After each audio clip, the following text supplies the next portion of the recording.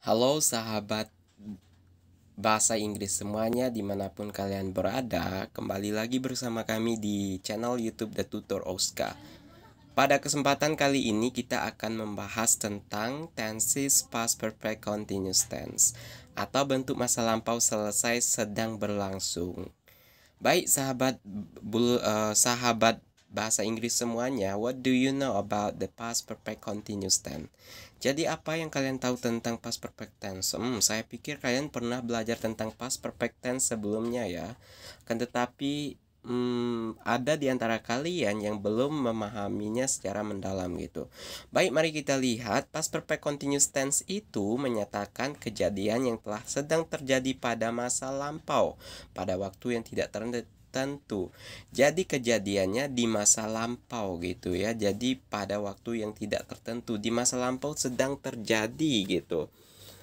Dan telah sedang terjadi berarti kejadiannya sudah dilakukan tetapi sedang terjadinya di masa lampau gitu. Jadi itulah yang dimaksud dengan past perfect continuous tense. Baik sahabat bahasa Inggris semuanya, di sini mari kita lihat contoh kalimatnya. We had been washing our car when he came last week. We di sini sebagai subjek, had been sebagai kata bantu, washing adalah verb ya, verb plus ing gitu, verb one plus ing. Jadi inilah polanya, verb one. Jadi subjek, had been, dan washing gitu. Untuk kalimat negatifnya, kita hanya menambahkan notnya aja ya setelah kata bantu had gitu. Jadi we had not been washing our car when he came last week gitu. Untuk kalimat tanyanya, kata bantu hadnya kita tarik ke depan. Had I been washing our car when he came last week, atau had we been washing our car when he came last week. Jadi itulah contohnya. Untuk kita memudahkan memahami dan juga mengidentifikasi jenis dari tenses ini, ada beberapa signal time yang atau beberapa clue-clue yang harus kita tahu. Yang pertama itu kita harus mengetahui kata bantu atau auxiliary yang digunakan gitu. Jadi auxiliary yang digunakan di sini di tenses past perfect continuous tense ini untuk kalimat verbal dan nominalnya sama aja gitu, yakni had been. Jadi untuk subjek I, you, we, they, she, he, it semuanya menggunakan had been gitu. Untuk time signal atau keterangan waktunya biasanya menggunakan last night, last day, last week, last month, last years, yesterday, 2 days ago, 3 weeks ago, and in the past. Jadi inilah time signal yang biasanya digunakan. Mari kita lihat pola kalimatnya ya. Untuk pola kalimat verbal sentence, yang mana verbal sentence ini adalah predikatnya adalah verb ya, atau kata kerja. Jadi untuk pola kalimatnya, subject plus had plus been plus verb one plus ing ya. Jadi verbnya ditambah ing gitu. Kita lihat contohnya. They had been playing badminton when he slept last week gitu. Jadi they sebagai kata ganti nama orang atau pronoun, had been adalah verb kata bantunya atau auxiliary, dan playing ini adalah verb one plus ing gitu. Untuk kalimat negatifnya kita hanya tambah not setelah kata bantu had-nya ya, atau diapit oleh had dan been gitu. Jadi subject plus had plus not plus been plus verb one ing gitu. Kita lihat contohnya, they had not been playing badminton when he slept last week gitu. Dan untuk kalimat tanya atau interrogatifnya, tinggal kita tarik aja kata bantu atau auxiliary had-nya ke depan, berada di awal subjek, setelah itu diikuti oleh been, setelah itu diikuti oleh verb one plus ing gitu. Kita lihat contohnya, had they been playing badminton when he slept last week? Apakah mereka bermain bulu tangkis ketika dia laki-laki tidur minggu kemarin? Jadi inilah pola kalimatnya gitu.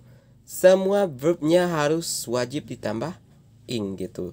Jadi verb one plus ing ya, verb one plus ing, dan berada setelah kata bantu had been ya, atau been gitu. Oke, inilah untuk verbal sentence dari past perfect continuous tense. Untuk kalimat nominalnya kita bisa lihat.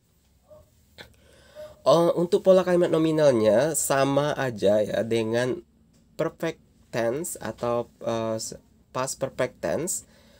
Dia subject plus had plus been plus non verb ya, dan keterangan waktu gitu.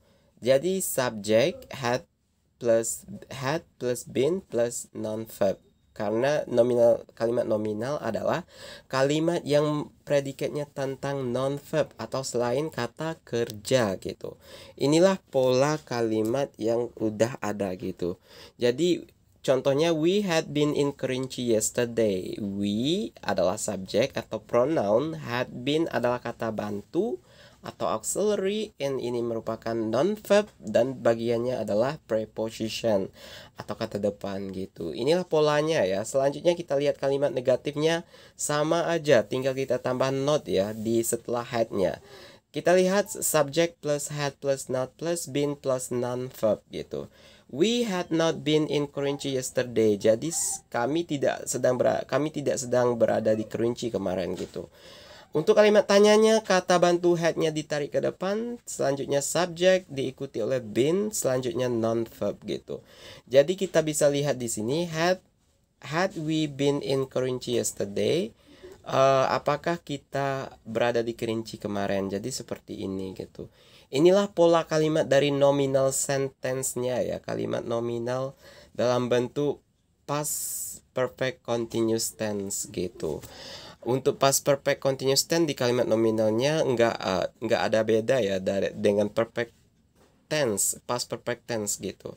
Perbedaan yang sangat mencolok berada di kalimat verbalnya, karena biasanya digunakan di kalimat verbal gitu. Baik sahabat bahasa Inggris semuanya, inilah penjelasan atau pemahaman kita mengenai past perfect continuous tense gitu. Tenses ini merupakan salah satu tenses yang wajib kita pelajari agar kita bisa lebih memahami bahasa Inggris gitu. Thank you for you watching this video, and don't forget to waiting over the next video, karena di video selanjutnya kita akan membahas tentang beberapa soal yang berkaitan dengan past perfect continuous tense gitu, agar kalian lebih mendalam lagi mengenal dan juga memahami yang namanya past perfect continuous tense. Dan kami mengucapkan ribuan terima kasih untuk kalian yang udah setia menonton video kami ya. Dan thank you very much. Don't forget to watching the next video, and see you in the next video.